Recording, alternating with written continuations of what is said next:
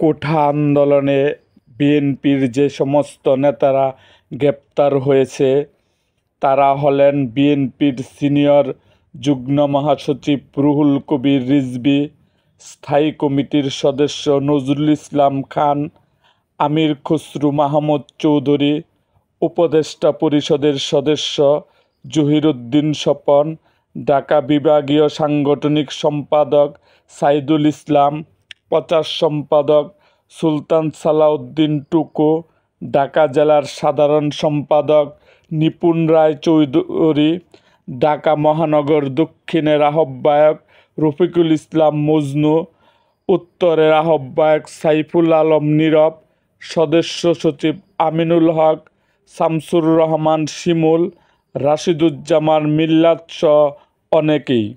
এছাড়াও জেলা পর্যায়ে অনেক সিনিয়র নেতা গ্রেপ্তার হয়েছে। এরকম আরও ভিডিও পেতে এবং রাজনৈতিক অঙ্গনের নানা ঘটনা ও ইতিহাস জানতে আমাদের চ্যানেলটিকে সাবস্ক্রাইব করুন এবং পাশে থাকা বেল আইকনটি বাজিয়ে দিন। আপনাদের কোনো অনুরোধের ভিডিও থাকলে অবশ্যই কমেন্ট বক্সে জানিয়ে দিন।